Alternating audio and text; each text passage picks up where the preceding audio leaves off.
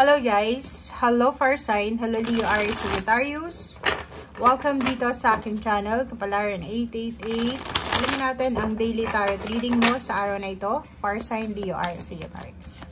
Kung bago ka sa channel ko, please like, share, and subscribe. Pakipress ang notification bell button guys, para ikaw ang unang makapanood sa ating mga videos. Okay, first card.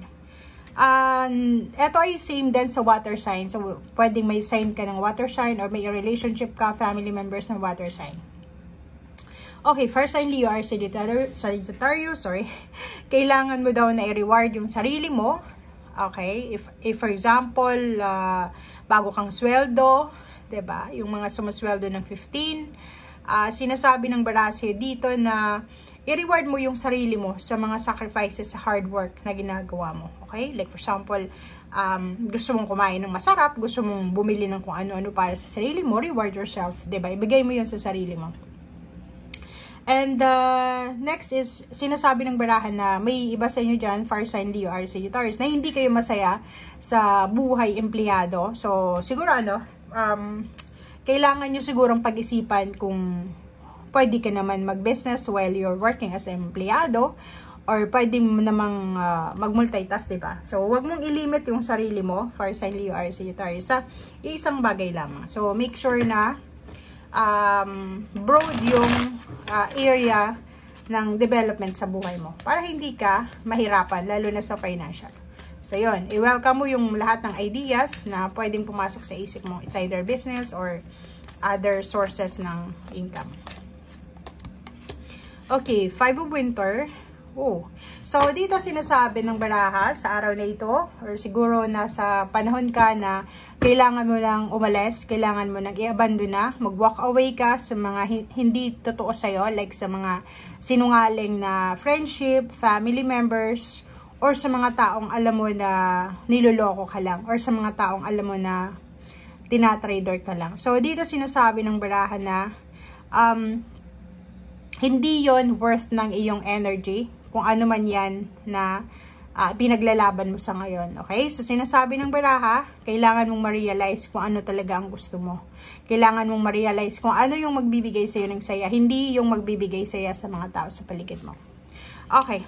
Eight of Autumn. Wow. Dito sinasabi ng baraha na may mga fire sign dito, Leo, Aries, Sagittarius, especially yung mga unemployed na 2 years na, or pwedeng yung mga may trabaho sila pero hindi tumataas yung sweldo kasi depende yon sa kung ano yung mga experiences nyo. So, sa araw na ito, pwedeng magre-research ka regarding sa education. Like gusto mong magbalik sa eskwela sa susunod na pasukan. So, pwedeng may mga seminars or pwedeng babalik sa school, mag-OJT, or pwedeng kung ano man tong long-term projects na iniisip mo ay kailangan mo daw pag-aralan. So, yun ang nakikita natin.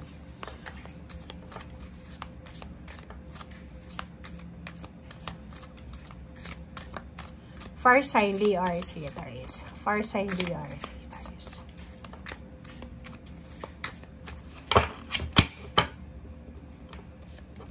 Okay, first card dito sa tarot deck is King of Wands.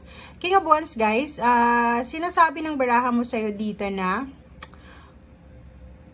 kailangan mo, simula sa araw na ito, kailangan mo ng sobrang sipag. Sobrang sipag, sobrang tiyaga, sobrang motivation. If gusto mo daw na maging maayos yung takbo ng iyong future, okay? If gusto mo lang na maging maayos yung takbo ng iyong future, ngayon pa lang daw, kailangan na natin na isipin kung ano yung solusyon sa mga bagay-bagay na hindi natin nakukuha.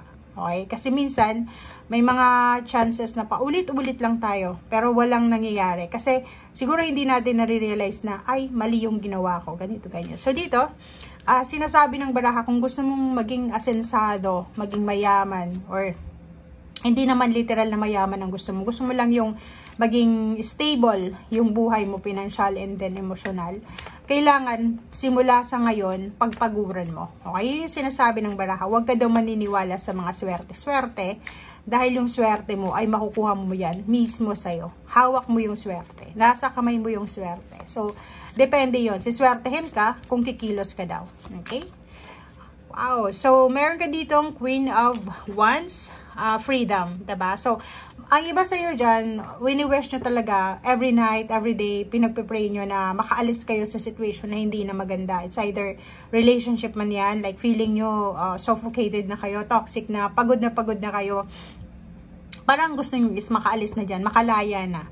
Trabaho ganun din. Like sa trabaho, parang iniisip mo, tumanda ka na lang ng ganyan, pero walang improvement. Sinasabi ng baraha na pwedeng naghahangad ka ngayon ng freedom. Gusto mong makaalis, gusto mong mabago na yung takbo ng iyong financial and emotional. So, sinasabi ng baraha na kailangan mong pagpaguran. Kailangan natin na planuhin ang bawat hakbang na gagawin natin. Huwag tayong magpadalos-dalos. And 7 of Wands, puro wands to guys. So, sinasabi dito na protect yourself, protect your belongings, kung may mga ari-arian ka, inheritances, or kung ano pa man, pera, family, trabaho, negosyo, or kung ano man to. Okay? Kailangan mong mag-cast ng circle around you para proteksyonan ng sarili mo laban sa mga taong aabusuhin ka. So, yun nga. Same din dito sa 5 of Winter and then 7 of Wands na walk away from a dishonest association or mga friendship, family, or relationship na alam mo na niloloko ka or wala namang patutunguhan. Okay, 7. Oh, 'di ba? So same. 77, umiwas ka sa mga taong manloloko. Umiwas ka sa mga taong sinungaling. Umiwas ka sa mga taong mahilig magdala ng kwento, mga kwentong may dagdag, may bawas, and prioritize your peace of mind. Okay? So sinasabi ng baraha sa'yo dito na sa araw na ito or siguro sa mga susunod na araw, pwedeng may mga tao na lalapit sa'yo, magsisend sa'yo ng mga messages regarding someone else na uy, sabi ni ganito, ganyan ka daw, ganyan, ganito. So, kailangan mong umiwas, okay? Proteksyonan mo yung peace of mind mo. Ito yung sinasabi.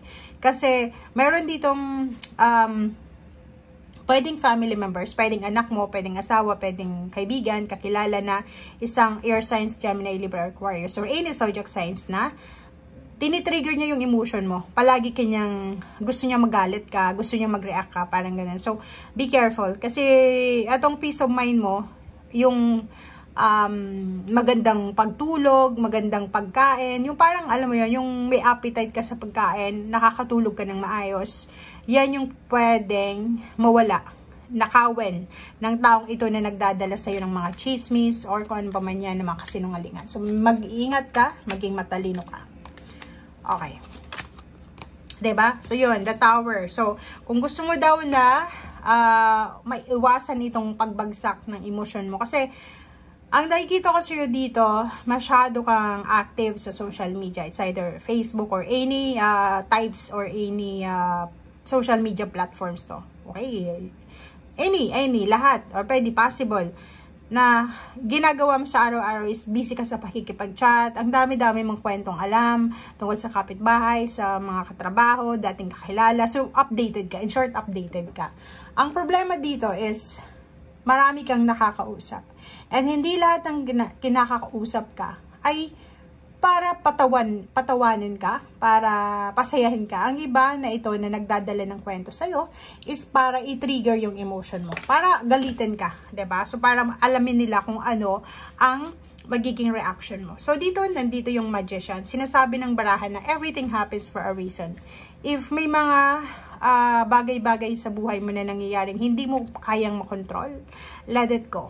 Kasi, sinasabi ng baraha sa'yo dito na hindi mo pwedeng kontrolin ang mga bagay-bagay na wala kang kontrol. Panginoon lang ang may kontrol dito sa mundo. Hindi mo kayang kontrolin ang relationship, ang mga anak mo kung may anak ka. Hindi mo kailangan na kontrolin yung future ng pamilya mo.